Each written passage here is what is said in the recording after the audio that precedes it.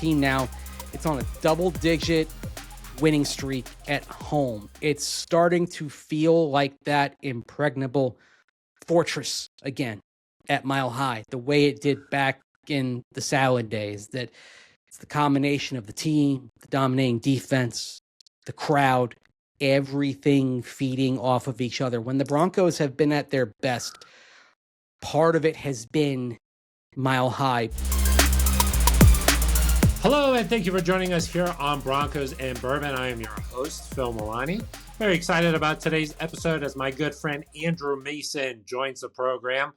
Mace does a lot here for Denver sports, so catch his shows online, breaking down all things Broncos. He also covers the Rockies here in town a little bit for Denver sports, but primarily you follow Mace for his in-depth Broncos coverage, and I think most Broncos fans know and follow Mace here because he is literally like an encyclopedia of knowledge, and he knows all things Broncos, and it adds just a lot of great perspective on the coverage here. So really appreciate him coming on, and more than just an encyclopedia of knowledge here for the team. He's a good friend. Me and Mace go way back, and we even roomed together on the road working for the Broncos in 2013 as the Broncos made that run that year to Super Bowl 48. Me and Mace were there every step of the way together. And so just a lot of great memories going back here. What is that? 12 years now I've known Mace, and just talking football with him and catching up and talking life a little bit is always good. So I hope you enjoy some of the fun stories here that we shared together, and some good stuff on the Broncos and what's possible down the stretch here now that they're 9-2 on the season. So if you like this conversation, please like and subscribe as we continue to grow the Broncos and Bourbon brand. And with that, here's my conversation with Andrew Mason. Mace, how are you doing, man? Thank you so much for coming on the show again. Oh, Phil, you never have to ask me twice to hop on and chat Broncos, chat whatever. It's like stepping into an old, comfortable pair of shoes with you, my friend. It's always a pleasure. Same. Thank you. Yeah, it's like catching up with an old friend is always great. And, also talking about this Broncos team is going to be a lot of fun. Before we get started, though, I want to ask you about that helmet behind you there. That's pretty cool. Yeah, I found this on eBay earlier this year. First of all, I was telling you about this off air, but I love the old school face mask here. Yeah. By the way, one of the things I like about Mike McGlinchey is Mike is one of the few players who wears a face mask that comes down low like this. So he's got the old school thing going on. But I've started to do a little investigative work on this to figure out, the history of this. So it doesn't have a number on it, but it's got the American flag sticker here. You can see on this. They started putting this, having American flag stickers on. The first time they did this was in the 1990s, early 90s, like right after the Gulf War. They started doing that. So you can see here, it's got the click on the inside. It's got the padding and all real that. Padding. Yeah. So this is it's an early 90s vintage helmet here. It got a little scarring here on the face mask. That's seen some action. Yeah, this has had some. It's had a little. You got a little scuff in. There's some scuffs here as well. Okay. It's my favorite. So maybe my favorite piece of studio decor here. Yeah, that's pretty sweet. I know that fans love that old school logo there, but of course, Me too. Pat Bowlen didn't like it, huh? He didn't like the legs on the horse. Yeah. He didn't like the skinny legs, and Pat also wanted to put his own stamp on it, but famously Pat said he wanted a horse that could kick your ass. And, yeah, exactly. Yeah, that sounds like Pat Bowlen. Yeah, and so it wasn't just the horse head that we see to this day. They also had a full body horse as an alternate logo, and that some of y'all may be familiar with that. It was an alternate logo that you saw from time to time, but it kind of quickly got phased out. It was an interesting logo. The problem with it Like, it didn't look like any real horse. You know what I'm saying? And like, it kind of went too far in the other direction. Like that, with the legs on that horse were too skinny, and then that horse looked like a little too cartoonishly, thick and built and all of that. So I really feel like there may have been kind of a happy medium in there, but I kind of like the needle the Broncos are threading now, where they've kept the horse head. It's still the primary look on the helmet, but we're seeing this 3 times a year. And Phil, you're a lifelong Bronco fan,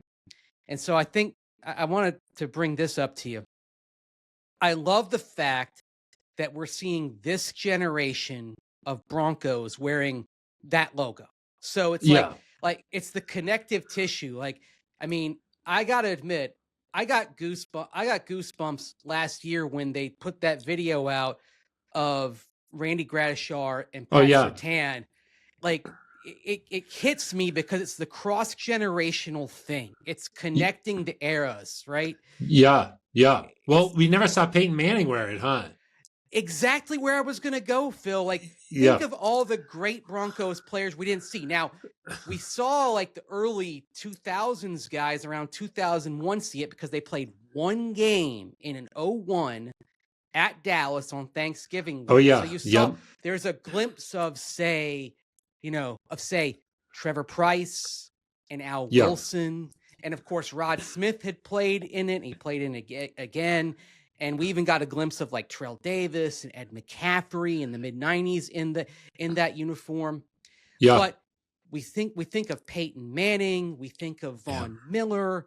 We think of this. Did Champ ever wear it? I don't know if Champ never did. So we were robbed of generations of Broncos greats seeing them in that. And it's really sad because like that logo and that look, it's something that it goes back to 1968.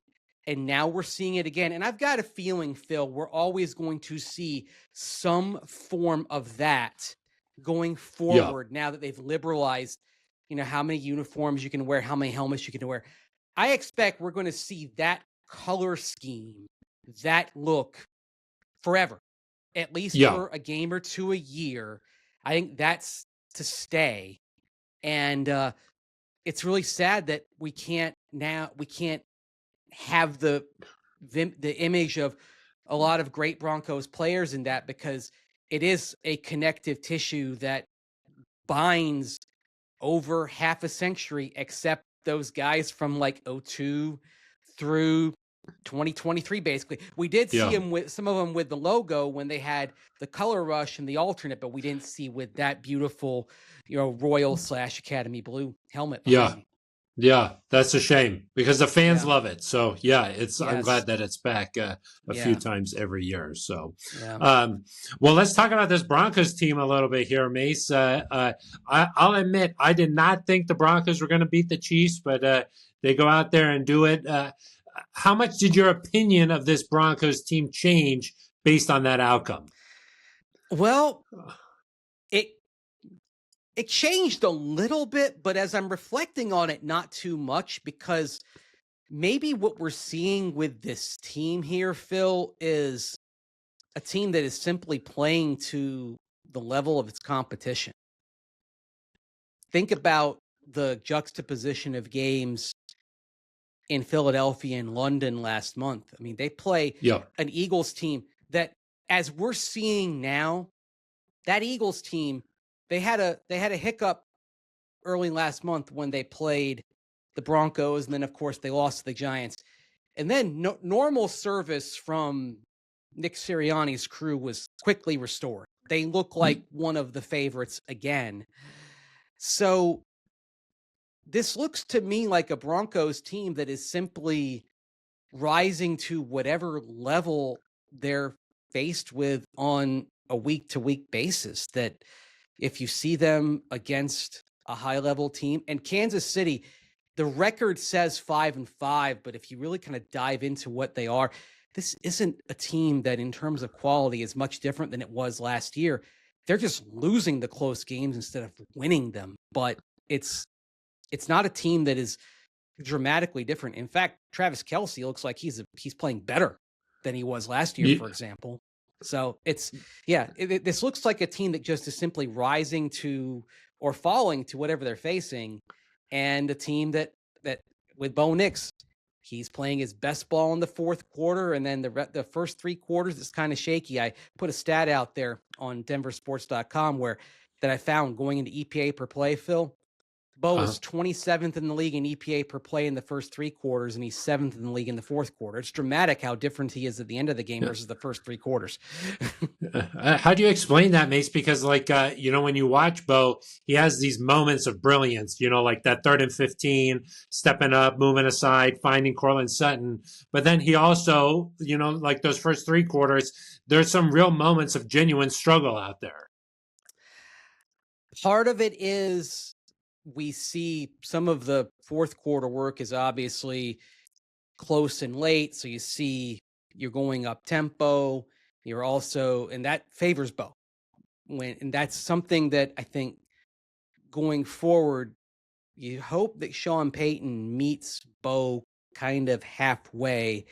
We know Sean likes to get the proper personnel groupings in for the play he's got called, but clearly Bo favors going tempo, getting things a little quicker, and that's also incumbent upon Sean to get the play in faster as well. There are things that can be done from the sideline to streamline the process a little bit, and I think there were signs Sunday that he was working on that, so that's a positive, and that could help Bo over the course of the game. But close and late, the process is going to be accelerated, so that favors him. The nature of late game football, and you say, and sometimes it's because you're behind, like against the Giants, but the nature of late game football means you're going to have things break down a little bit, and Bo does have some good improv ability, some good beyond structure ability, and that's something you obviously can't coach, and it's something you have to succeed as a quarterback in this league. You can't simply be an on-structure quarterback and that's it. You've got to be able to leap beyond structure, and Bo's abilities there certainly help him. But late game scenarios are going to bring that more into play, and so that too plays into Bo Nix's strength. So I think it's the combination of those factors that are why you see Bo's production and efficiency looking a lot better at the end than the first 3 quarters. It's something that you're going to have to reconcile if you want this to be a world championship team. But it's still been good enough to get the Broncos where they are. Whether this will allow them to get it done for 3 or potentially 4 wins in the postseason. That's the thing that's questionable, especially with the way things may work out. The Broncos could be a number 1 or number 2 seed and get seeds 5, 6, and 7, maybe some combination of Kansas City, Buffalo, Baltimore. I mean, you may be looking at an AFC field where the 3 of the 4 best teams might be 5 seeds, 5, 6, and 7. That's another reason why the next few weeks are so interesting, and the battle for the number 1 seed is so interesting, because while you may get a difficult matchup either way, the value of the number 1 seed is that it's 1 less round of Russian roulette that you face, that you have 2 games rather than 3 that you're staring into the chamber of a team that could be a 50-50 shot to knock you off. I mean, that Chiefs game, the Chiefs aren't even a playoff team right now. If they get in, they might be the number 7 seed, because they're going to lose tiebreakers to almost everybody in that mix. And yet, that game went down to a last-second field goal. I mean, I think objectively, Phil, we can say that was a dead-even game. Just like last year when the Broncos went to KC, it was dead even. So it's a coin flip type of game. It's interesting. And like, there's no like real like dominant team that's just gonna like you fear, but it feels like 1 through 7, you're gonna be facing a legitimate threat. Every weekend of the playoffs here. It is. Yeah. It really. Oh, I go mean, ahead. look at the Colts game. Look at what that came Yeah. down to. It's Yeah. the margins are. I can't say I've seen a year, Phil, where I look at, say, 8 teams in a conference and I've seen the margin be so narrow between the teams in terms of the quality of play. Yeah, It's like for so long in the AFC, like there were those dominant teams. There was the Peyton Manning, there was the Tom Brady. Yeah. There was the Patrick Mahomes and the Chiefs of old. That you were just like, okay, that team is the best team, but it just doesn't feel like that this year. It seems like there's a lot of good teams. How hard is it with Bo and this Broncos team to not like rush to a reaction every week? Like it's such a week to week league, so that 1 week they barely scraping by getting past the Raiders, and then the next week they're beating the Chiefs, and all of a sudden it's like a complete 180. What's it like riding the wave with this team? I mean, it's fine for me. I think it's tough for a lot of fans. Like, and I think I see the reaction week after week. I see it in my social media mentions. I see it because we get comments during our show 5 days a week, and I see comments on YouTube videos and all that. And I completely get it. I mean, one of the reasons why I'm glad I still in other sports have that kind of heart fan loyalty is, and I think it's important as people who cover sports to have some kind of, emotional fan loyalty in another sport or another realm. I think it's important to understand how fans of a team feel, because it very much is kind of up and down, week to week, even moment to moment, play to play. And with covering this team, I try to kind of take a big picture. I mean, if it were up to me, I wouldn't make a call on Bo more than like every half season. I mean, I did like a mid-season progress report grade at denversports.com. I gave Bo a B- for the season. I think that's fair. I mean, they're winning, right? But he hasn't looked great. Yeah. B- is above average still. I mean, it's barely above average, but I think on balance, if you look at the first first 3 quarters of games, he's probably bottom third of the league quarterback. Fourth quarter of the games, he's the top quarter of the league quarterback.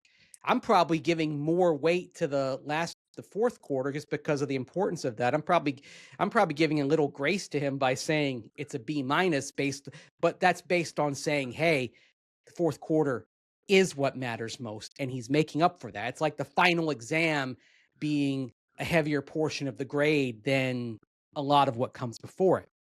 So I hate the week to week kind of up and down progress report. Yeah.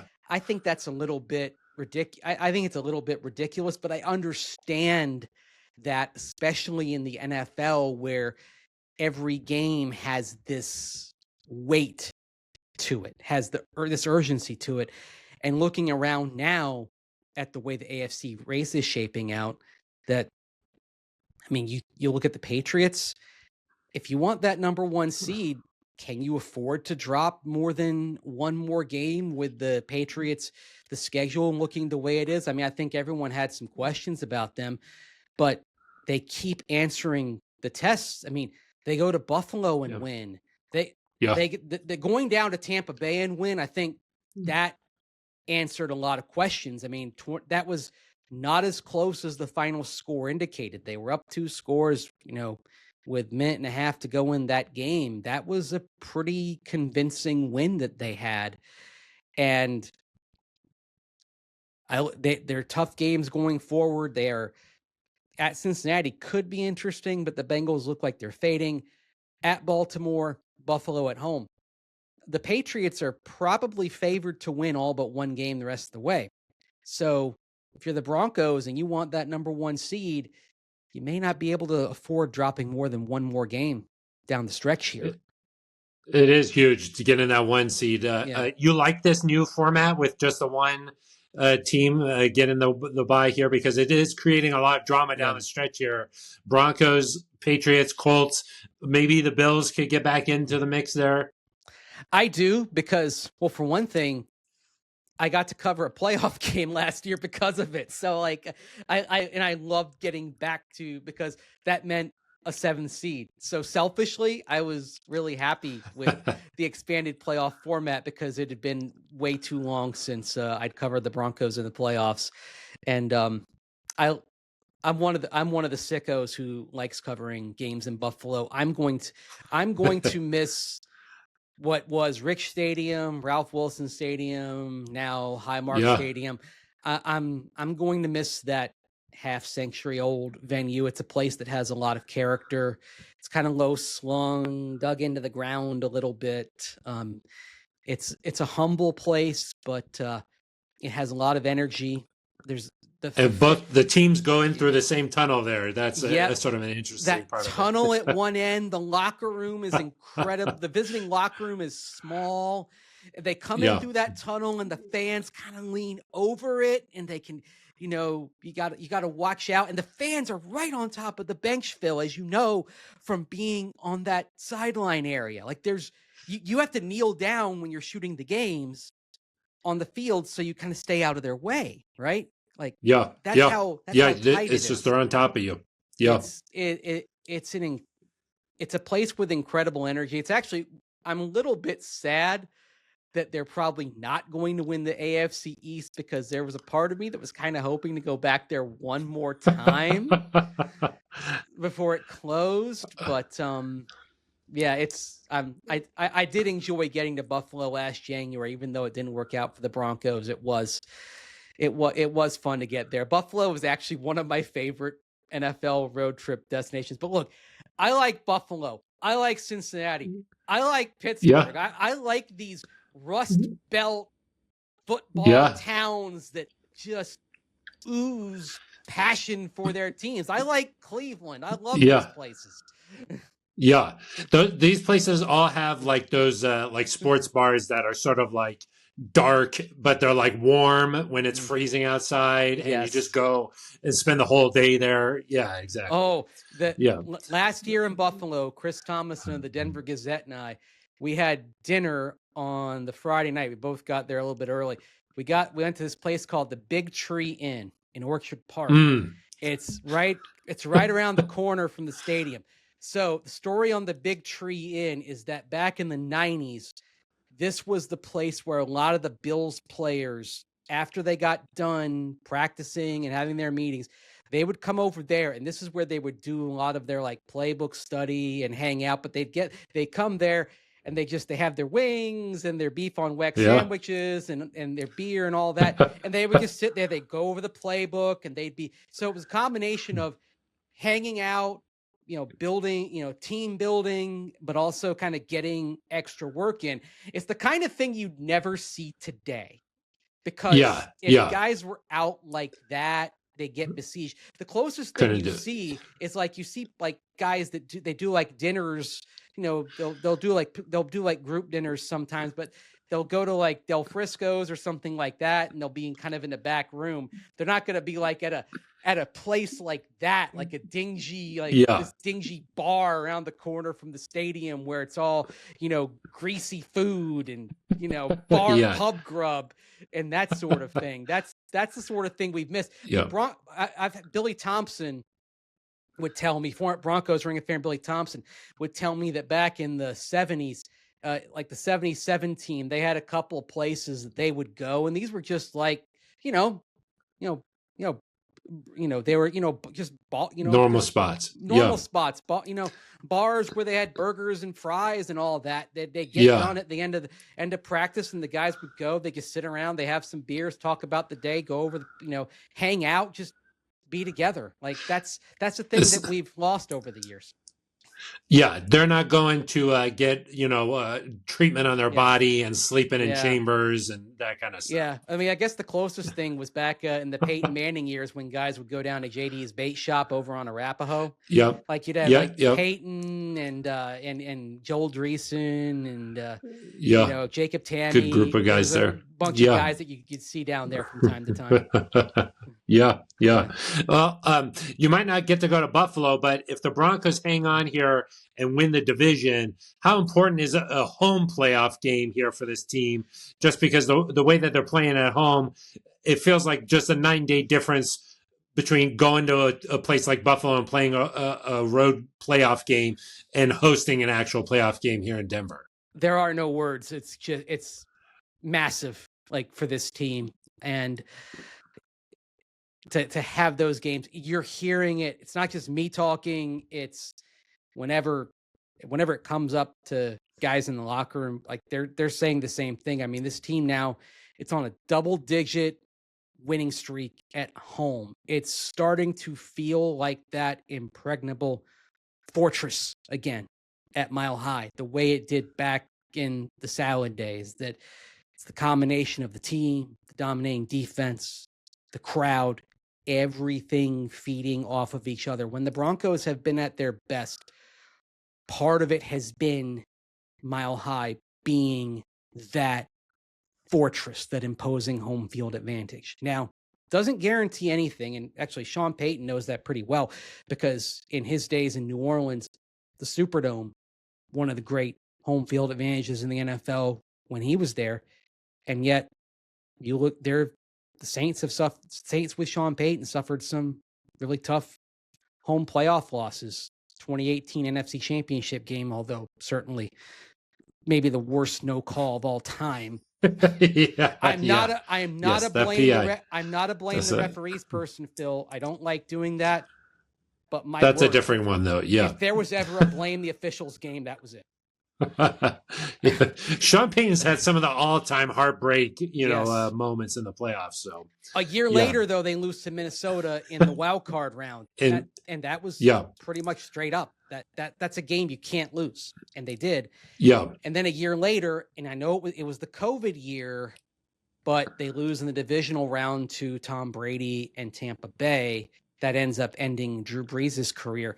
Like, this is, if there's one thing, like, Sean Payton's teams, whether it's been at home or on the road, they were on the business end of the Beastquake game all the way back in January. Oh, yeah, that's right. Yeah. Yep. Sean Payton's teams, sometimes there's been heartbreak that was beyond their control, like the bad call or something like the Minneapolis Miracle. But the one thing, and it does kind of stick in the back of my mind, boy, there have been some heartbreaking losses for Sean Payton's teams in games that I thought they probably should have won in the postseason. And some of them have been at home or in the Beastquake game when you thought, okay, they're in Seattle, but the Seahawks were 7-9 and had to squeak their way into the playoffs. That was not a good Seattle team at all. And the Saints were the defending champs. The Saints should have won that game, and yet they didn't. So that's the one thing that kind of, all right, hope that if this Broncos team gets in, that this isn't another playoffs for Sean Payton where the team comes up short. That some of this may also be, Phil, that Sean Payton, to make a cross-sport reference, like Bobby Cox with the Atlanta Braves back in the day, I got my Milwaukee Braves thing there, is Bobby Cox probably got every drop out of his team year after year, and there wasn't another gear that they had in the postseason. And I think that contributed to why maybe they came up short a lot more often. They didn't have that extra level they could get to because they were always at max Q in the regular season. Mm-hmm. And sometimes I think that may have been the case for the Saints with Sean Payton, that he was getting every drop out of them for those 16 games back in the 16-game regular season, and that maybe they didn't have another level and other teams had that other level. And so maybe that's something that's something to keep in the back of your mind, perhaps. We'll see, because you do have to step it up another notch in January. Yeah. That, I was talking to Mark Schlereth last week on the show here. One thing he mentioned was that, he was like, maybe you could make things a little bit simpler for Bo Nix right now and have it so that, you're winning these games a little bit more easily. But he was like, there's another side to this where you want to keep challenging Bo so that when it's time to get to the playoffs and you're playing those teams, he's been challenged all year long with complicated system. It's funny you mentioned that. I told this story earlier this week. Everyone knows Mike Krzyzewski, right? All-time winningest coach in college basketball. His first teams at Duke weren't very good. And then he got a great recruiting class coming in that ended up turning around the program.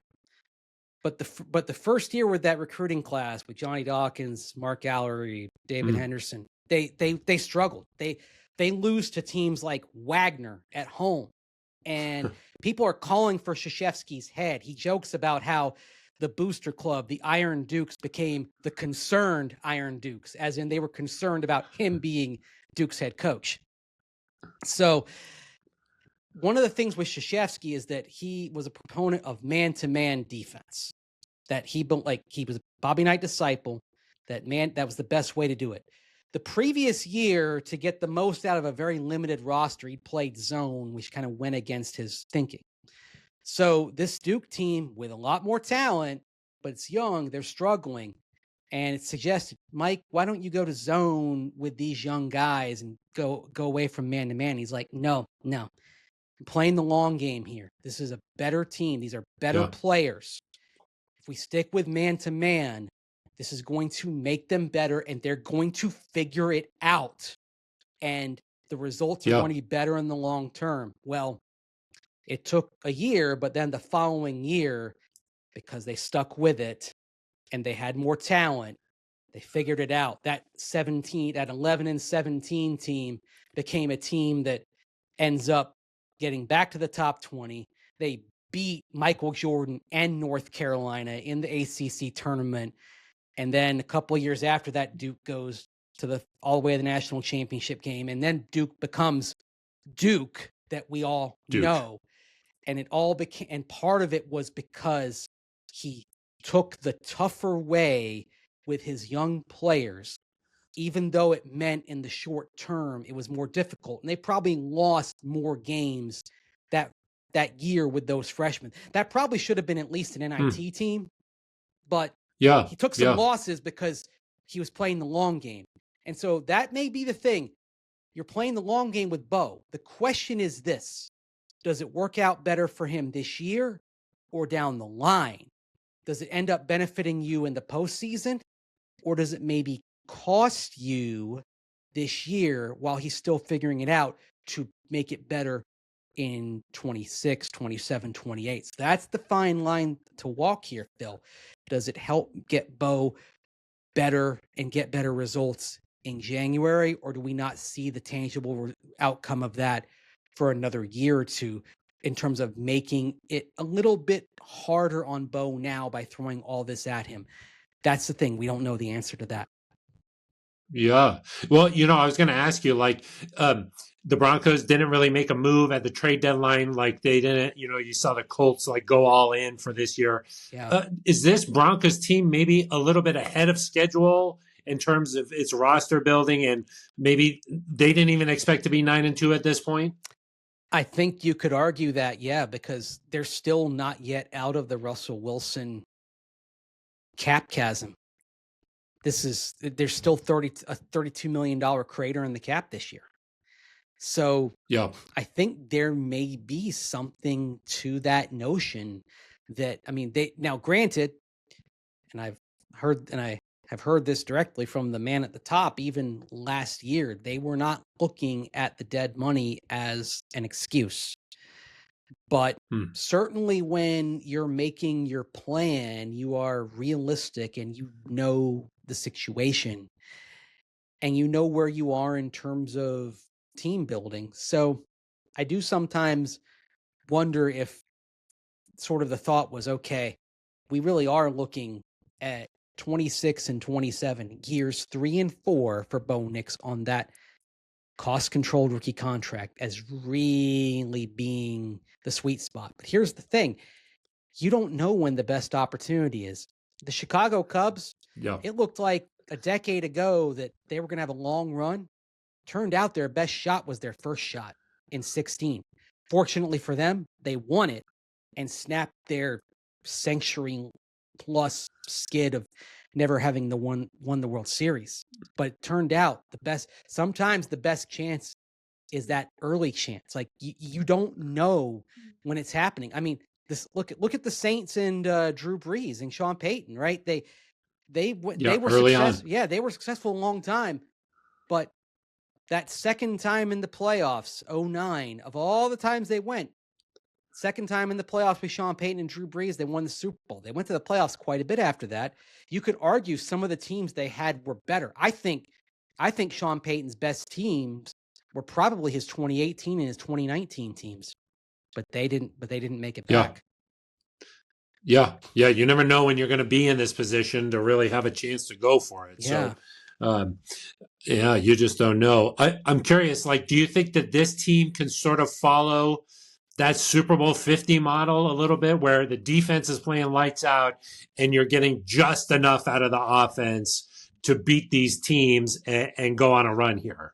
Sometimes I get that feeling when I watch this team, Phil. And okay.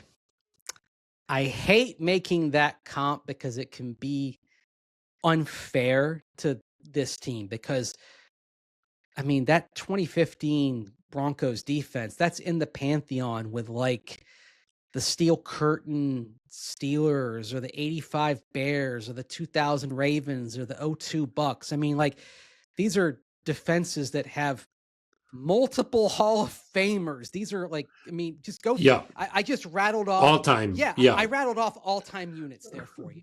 Right. Yeah. Like these are defenses that you use to write the history of the sport. And the Broncos 2015 no-fly zone, they're in that group. They've already got DeMarcus Ware in the Hall of Fame. They're going to have Von Miller. I do think at some point Aqib Talib will be a Hall of Famer someday. When you really step back and look at his resume, I think he's going to be in the Hall of Fame. So I think you'll see at least 3 Hall of Famers from that D. That's how good it was. But but it's not something analytically. It's a feeling, right? It's like, for example, the first game against Tennessee, when Marvin Mims muffs that punt and the Titans get the ball and they're already in field goal range. Field goal puts them in front, and the Broncos offense is doing nothing at that stage. It feels like a game where if the Titans get a field goal, they might hang on, despite the fact that their offense is doing bupkis. So the Titans, they could lose 10 yards and get a field goal. And what does the Broncos defense do? They send them 20 plus yards backwards, a couple of sacks, and they're punting. And that reminded me, Phil, of the Cleveland game. Exactly. Overtime in Cleveland. Payton gets picked off the tip drill, and all the Browns have to do is get like 5 yards, and they get a game-winning field goal shot. And the way I always say it, Phil, is like, those guys on defense, they're like, not on our watch. No. And well, Shaquille Barrett had like 2 sacks in a row or something. Yes. Yeah. And that was the thing. It wasn't. Here's the thing. It wasn't even like Von Miller, and that's how deep it was. And that's another thing about this D. It's not just like Jonathan Cooper's having a great season. Nick Bonito is in the DPOY conversation. Dondre Tillman makes plays out there, right? Yeah. Like, I was going into some of the run defense numbers. Dondre Tillman has become one of the best edges at stopping the run this year. Like, he's improved. You're there. VJ is not afraid when he needs a stop on third down. Look at how he uses Dondre Tillman, Jonah Ellis, and even Q Robinson filling in for Jonah Ellis on a key third down in the red zone, like he was doing last week. Like, if it's their turn if it's the turn in the rotation to have Tillman and Q Robinson out there and rest Nick Bonito and Jonathan Cooper, they're playing. He trusts everyone there. He trusts his depth. And that's another thing that reminds me of that 2015 defense, is that you have quality on the edge. You have 5 guys, like the Burger Chain, you have 5 guys that you trust. And and think of the defensive backfield. You're getting, Chris Abrams-Drain stepped up. Jahdae Barron, VJ, after all these years of trying to find somebody who can cover tight ends, VJ has found his tight end stuffer. Luca Evans of the Denver Post and I, we were talking about. I saw you posted that. Yeah. Sunday night, we're in the press box and we're about to leave, and we both we have the same thought. Where it said, VJ's found his tight end stopper, and I said, "Yep," and I said, maybe just in time for him to go take a job somewhere else as a head coach. Yeah, I was going to say, for a few games here. Yeah, but he's found his guy in Jahdae Barron. It's so cool. He's been looking for that solution going all the way back to 2017, 2018. In Arizona, he couldn't find that guy to stop tight ends, and now Jahdae Barron could be that guy. Yeah. Yeah. It's like you didn't even really feel PS2's absence these few games here. You know, like there hasn't been like just one crazy play after another on one guy or anything. Like, sure, like Riley Moss is getting a lot of attention, but like you didn't really feel like the Broncos were missing their defensive player of the year guy. Remarkable. You know, it was, So, it's actually gone to where, Phil, I've been thinking about this. A couple of years ago, I would have said, okay, the most important, indispensable player on the Broncos D is PS2. Like, he's irreplaceable. Now, he's a great player, but you've proven you can play pretty well without him. Probably the most irreplaceable player on the D now, I'd say, even more than Nick Bonito, because I just mentioned the depth you have on the edge. Probably the most irreplaceable player on that defense is Zach Allen. Wow. And it's not that you don't have some good players. I mean, actually, JFM, John Franklin Myers, has had a very good season on the interior, but there isn't anybody who's really analogous to Zach Allen. He's on pace to have more quarterback hits than he had last year. And last year, he had the most quarterback hits for any interior defensive lineman since Aaron Donald back in 2018. So he's built on a season that nobody had at his position since a Hall of Famer who is literally among the best all time at that spot. And now he's doing even better than that. And that says something tremendous about number 99. Yeah. I think I agree with you too, Mace, because you see in the linebacker, like they started the season without Greenlaw, Alex Singleton here now. So like, it's been all across the board. The depth is tremendous here. Yeah. So, okay. One last one on this Broncos team. And then I have some questions for you personally here, but maybe they don't go all the way and win the Super Bowl, okay? But what would be a successful year for this Buffs? Buffs. Oh God, I was thinking about the Buffs earlier. I was reading a story about my Buffs. Oh gosh, what a tough season for them. But for this Broncos team, because now they're 9-2, expectations have sort of changed, I think, a little bit. So sitting at 9-2 here with the opportunity maybe to get the number 1 seed, an opportunity here to win the division. What do you think would be success? Granted, maybe it's not the Super Bowl this year. I'd say they have to advance at least one round farther than they did last year. So if they lose in the wild card round again, I'd say that's a failure. If they lose there, I mean, you're not happy, you're disappointed. They're Super Bowl contenders, and so anything shy of the Super Bowl, you're disappointed, but it's not a failure. If you go out in the wild card round, I think you can say the season was a failure. Even if you win I think that's fair. Even if you win the division, if you win the division and you go one and done in the first round, I think you're going to feel like it's a failure. You're going to be like, okay, what was all this for? And that's not an impossibility here, because you could be the number 2 seed and you could go in that 2-7 game and you might be staring at Kansas City or you might be staring at Buffalo. Yeah. And that's a tough matchup. So, I mean, it's not going to be easy, but I can tell you from the top down, if it's a wild card loss for this team, they're going to feel like they fell short of their goal of their minimum goal. The minimum goal is to advance to the divisional round, win a playoff game, to take another step forward. At minimum, you want to keep ascending. Yeah. Okay, that makes sense. Yeah, and I think winning the division, playing a home playoff game would be set them up to have that success. So yeah, but exactly. you want to win that game if you get okay. All right. Yeah, exactly. Win that game at home, and then who knows what can happen. So I think that's the model here. Okay, these questions are for you here, Mace. What's your favorite away stadium in the NFL? Ooh, okay. It's tough. I got to think about this one. I know we talked about Buffalo earlier, but what's your favorite stadium? Not just not road trip, but stadium. Yeah. Okay. My favorite press box is Tennessee. I'm sad that stadium's coming down. Okay. My favorite, I'd say, my favorite. Well, wait. What makes it the best press box? Is it the food or the vantage point on the location? It's relatively low above the lower deck, and it's right on the sideline.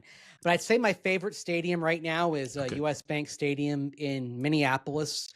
It's the downtown location, so it's a perfect location. You can stay downtown, or you can stay out at hotels out near the airport and take the train in, so that the access is great.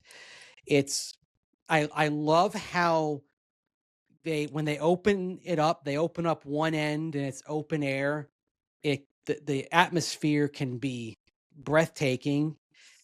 The fact that it has a roof, but it's translucent. It does not feel enclosed. Yeah. It doesn't feel claustrophobic when you're in there. And they have yes, it's not like the dome in New Orleans. Yeah, it's not antiseptic. It doesn't. It's like a spaceship. Yeah, it doesn't feel dark. It feels open and inviting. And they have done so many things to enhance the fan experience. Like, I love the horn that they have, that they bring. Yeah, I love the skull chant, even though I know they borrowed it from Iceland soccer. It's awesome. Or maybe stole it. I mean, it's still awesome. It's a play. There's so much energy there, and even though it's a new stadium relatively new stadium with all the bells and whistles, it already feels like a place that's got a lot of character. So I think they did that right. And to me, if they're building they build a new stadium in Denver. If you want to take a stadium and borrow a lot of elements from it, I think US Bank Stadium is one that you want to study very closely and try it as much as you can to borrow some of those elements from it, especially if you are building a retractable roof stadium. When you do enclose it, still try to make it feel very open and and bring the light in and not make it feel dark. Yeah. I agree 100%. That the atmosphere in there is awesome. Okay, what's your favorite part about covering the NFL? Ooh, good question. It's kind of cliched, but it's just being around something at the highest level. I mean, that's the thing. I mean, I guess when I grew up, I just loved sports and all. I love sports. Just wanted to be around something that was like big time, right? Like a big time atmosphere. For me, it could have been Major League Baseball, could have been the NFL, could have been big time college basketball. Like, those were three things that I really loved. So it's like just have that atmosphere at the highest level. The fact that you're in a place where like a lot of eyes are watching and kind of as I said to my daughter recently, there's just something about kind of being in the arena, so to speak, being a part of that. That's something that you get a little bit of energy kind of experiencing that. Totally. That's a lot of fun. And I think that's probably the best part. And also personally, I'm a bit of a wanderer by nature. I love, some people don't like the travel. It grinds them down. Exploring. I'm an explorer. I love going to a city and wandering around. That's kind of my thing. Yeah, I agree with you at the highest level too, because like so many of us have covered high school athletes, have covered college athletes. there's something about being in Yeah. that locker room with NFL guys that you're like, these are the best of the best of the best of the best, you know? And so like, there's something cool about that. And the way they work at it, like that's the thing that the fact that Yeah. the best, like they're the best at their craft, and the work they put into their craft to maintain being at that level. It's something that I don't think is truly understood, just how much they put in. I mean, I remember Quinn Miners told me something a few weeks ago about how as he got to the NFL, realizing how much more he has to invest, that he learned that he has to invest in in his body, and like, techniques and, mechanisms and all that to keep himself at this level, like to keep that performance high, but also kind of maintain and kind of extend his useful life, so to speak, as a football player. So it's like, I mean, it literally, it's time. It's also, for these guys, it's a financial investment. I mean, don't get me wrong, they make a lot of they make a lot of money, but you have to, they are investing a lot of money to maintain making a lot of money as well. Yes. What LeBron said, he spends like $1 million on his body a year or something. I think it was LeBron who said that. That is very realistic. I mean, I would, a lot of these guys, maybe not $1 million, but it is well into the six figures what these guys are spending to maintain what they're doing on the outside, in addition to what the team is spending to help them out too. Yeah. Yeah, you want like a private chef, you want all these, chiropractor, get all this treatment done. Yeah, it adds up pretty quickly here. Okay, when did you know, maybe it was like as a young kid, that you wanted to get into this? Gosh, probably about when I was about 8 or 9 years old. I mean, I don't remember not being into this. My mom will tell you the story of how, I mean, back in the day, you couldn't buy merchandise in the same way that you can now. And so my mom will tell you the story, and I'll share it with you. When I was about like 6, 7 years old, this is about like 1982, 1983 or so, we go down to the sporting goods shop, and the way they would do it, like you would get like a sweatshirt of a certain color, and then they'd iron on the logo, right? The team logo. So we go to the shop, and they iron on a North Carolina Tar Heels logo, and they ask if you want like a number on the back, like a player number and all that. And I said, yeah, number 23. Like number 23 is Michael Jordan, right? Like Michael's like, he's like he's a sophomore. Like he's emerging as like a great player. And my mom first hears that, like, oh, it's your birthday. I'm like, no, that's Michael Jordan. Like that's more important. Yes. Like, I mean, like, so like my first, it was in Richmond, Virginia. Like, and so like, it was, for me, it was like, we weren't too far from Washington. So at the time, the then Redskins were, they were the best team. Like they won the Super Bowl the previous year. We're in ACC basketball country. It's like Michael Jordan. It's Ralph Sampson. It's, NC State won the title. Carolina won the title. Georgetown's up the road in the Big East. Like it's and then we have the Richmond Braves, the AAA affiliate of the Atlanta Braves, and the Braves, they just won the NL East. It felt like where we were, it was kind of it felt like we were at the epicenter of sports in this country in some ways. And I've sort of even talked about this, like in kind of going through my past, even come up like psychologically and all that.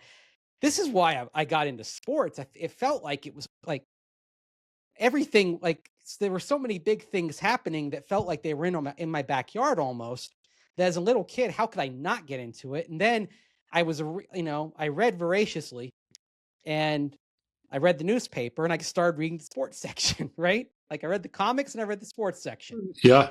And so I just started kind of inhaling it all. I would watch the games, I would read about them, and it just took like that. Like I don't. I mean, Yeah.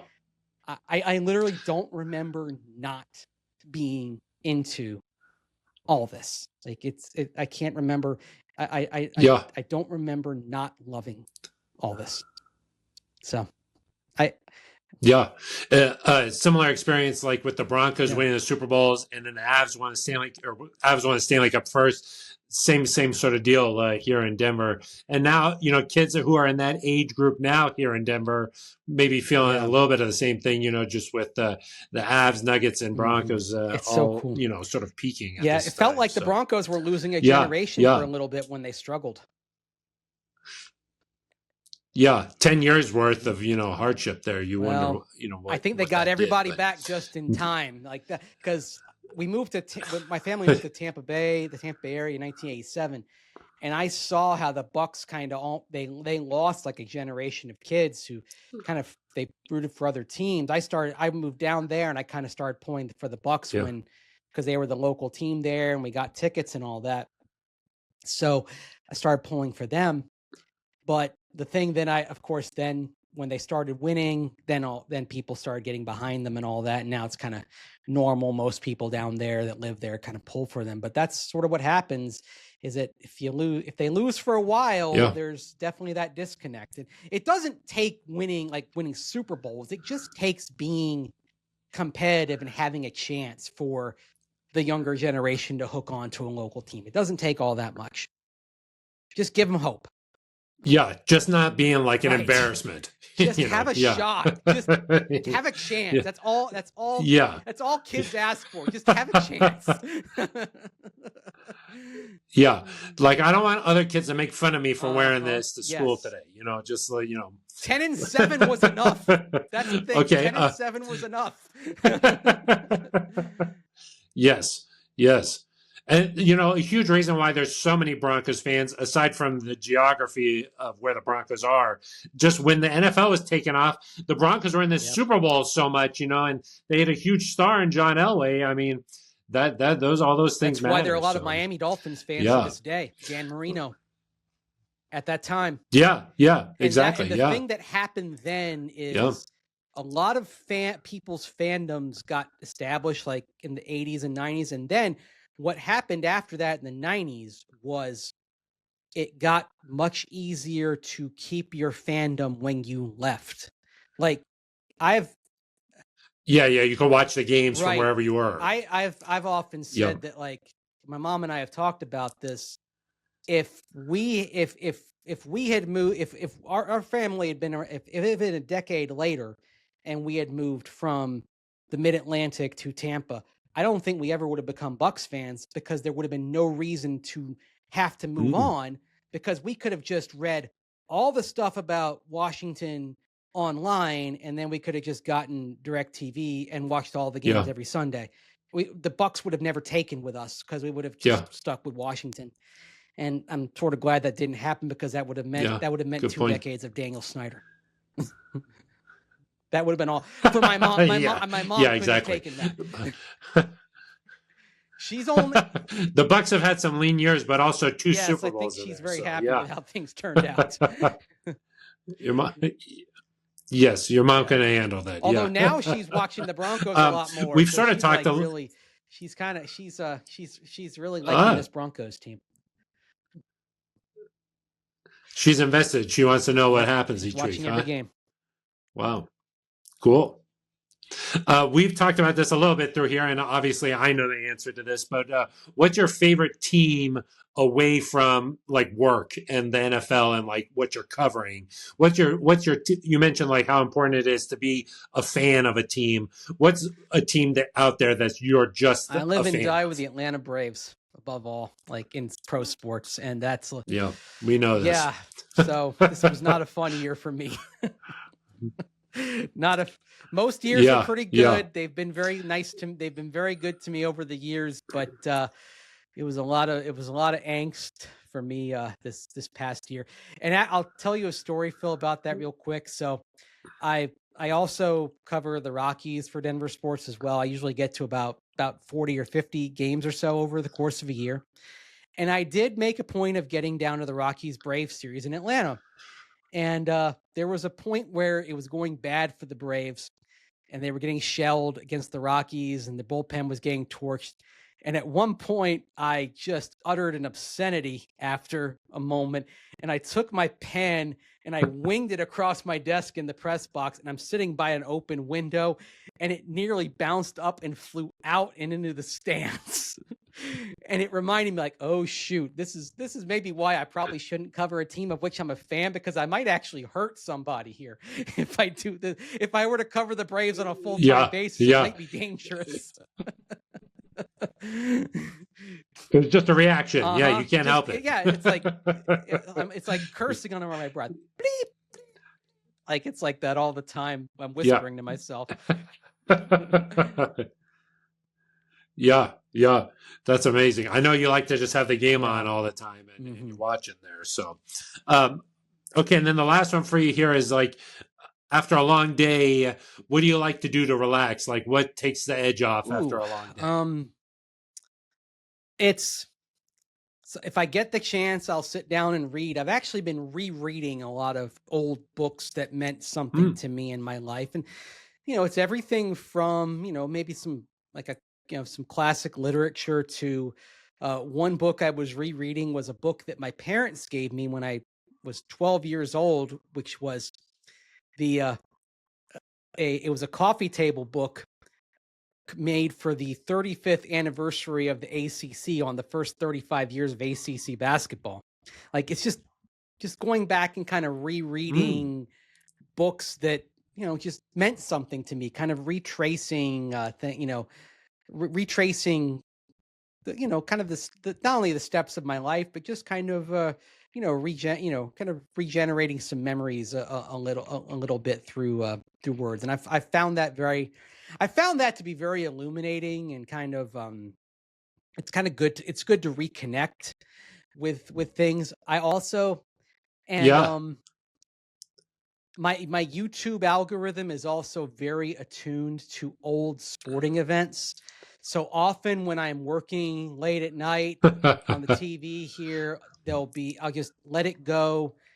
Old football games, old basketball games. I rattled off one on social media. I shared a few weeks ago. I mean, I mentioned Chris Thomas in the Denver Gazette earlier this week. He and I sometimes will email back and forth about like games. Yeah. He emails me about how Colts Lions 1977 came up on YouTube, and he's got like about 300 words of notes about observations from this game that ends on a block that has a last minute block punt by the Lions to win. But it's like, I love like old games like that. Like and not only the old games, but the old commercials and things like that.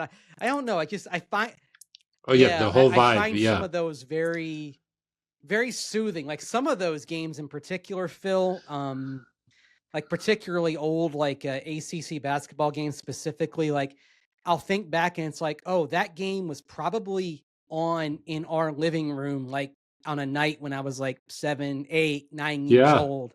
And I find that very comforting, and comfort food for the soul is a good thing, I think, in some of these times. Oh, 100%. Yeah. And the nostalgia there, and it just, it feels good. Yeah. So, that's awesome. Oh, I like that answer, Mace. Yeah, thanks for sharing that. That's really cool. Yeah, so, YouTube has like unlocked so many things that were like never possible. So it's really cool to be able to have access. It's wonderful, and I hope people keep adding that. And I hope sports organizations don't they just keep their hands off. Like the NFL used to be persnickety, and now it seems like they've said, all right, we're going to let this go here on the old games. And I hope they continue to stay that way, because I believe there's a net benefit to this, to just letting those old games exist and letting people watch and reconnect with past memories that they have with as they happen. No offense to the NFL films versions, but it's really cool to just watch the old games as so many of us took them in for the first time when we watched them on television. Yeah. Yeah. That's amazing. That's awesome, My Mace. pleasure. Thank you so much for sharing those things. And as always, love your perspective on the Broncos and learning, all that you have to bring to the table here. So thank you so much. And always great to Likewise, reconnect, my Phil. It's friend. all you never have to ask me twice. This is always fun. My thanks to Andrew Mesa for spending some time chatting here. Gosh, we went way over this week, nearly an hour there chatting with Mace, but so many good stories and so much stuff to discuss here with this Broncos team. I'll say this, at 9-2, anything is possible for the Broncos. I think we all know that. I did not expect them to beat the Chiefs last week, and they went out there and continued to prove a lot of the naysayers wrong. So another big game here for the Broncos, a big win for the Broncos. They've beaten both Super Bowl teams from last year, so it tells you what this team is capable of this year. And, I agree with Mace. Winning a playoff game is where I'm going to measure success for this season. I don't think they have to go all the way and win the Super Bowl, although many fans are starting to wrap their minds around that and what's possible for this team. Because I do think that to make a run to the Super Bowl, I think you have to get a little bit lucky, right? Some plays have to bounce your way a little bit. Like I think that Super Bowl 50 run, you kind of forget that Antonio Brown didn't play in that game for the Steelers. The Broncos got a late fumble recovery in that game that really changed their fortunes. That game against the Patriots in the AFC Championship, 2-point conversion. I mean, the Patriots were like right there on that close to really spoiling that day. And then the Broncos took care of business in the Super Bowl. But, things have to go your way. But the formula is there for a team with an amazing, unreal defense and an offense that can do just enough. That formula has shown that you can win in the postseason that way. So I think that you can see this Broncos team making a run. But I think just the minimum, like that, hey, this was still a successful year. I think winning the division, that would be huge, right? Just because the Chiefs have won it a million years in a row now since 2015. So winning the division and then winning a playoff game, which in that situation would be at home, that would just be a moment for this fan base and for the team to celebrate and really enjoy. And I think that you wouldn't want to dismiss that and say, oh, well, it's still a letdown. No, I think if you win a playoff game and you have that experience at home with your fans and everything, that's a big deal. And I think that would still be a successful season. So I do think that that's sort of where the Broncos are at this point. And, Bo Nix continues to make enough plays where, hey, was it like an insane 5-touchdown game where he's throwing for 400 yards? No, but it's enough to get the wins. And in crunch time, in those moments late in the game, he outplayed Patrick Mahomes. And so that's when it really mattered. He didn't make the interception like Mahomes did. And so, you see that this team is capable, if they just take care of the football and make enough plays, they're capable of really beating anybody in this league. So it's going to be an exciting final stretch, final month and a half here of the season for the Broncos. I did want to say that I took a little bit of flack on Twitter this week because of what Adam Troutman said about bloggers sitting in their mom's basement, Dragger Slayer 69 and the Slurpees. And, my take was on, hey, that was sort of a shot at people who cover this team and write about football online. Now, I know that he was defending his quarterback, okay? And I appreciate that. And you want that, obviously, in your locker room. That camaraderie, him sticking up for Bo and all of the criticism that Bo received last week. I get that. And you want that with your team, right? But I just I don't like it across the board when any professional athlete makes fun or takes shots at people who create content for fans. And, a debate and sports, they go hand in hand, and it's what makes this fun. It's why you listen to podcasts. It's why you consume shows like this. It's why you're on Twitter. You like debating people about sports. Now, I'm just like anybody else. I don't like the haters out there who just post stuff to get people upset, and it's constantly nothing but hate.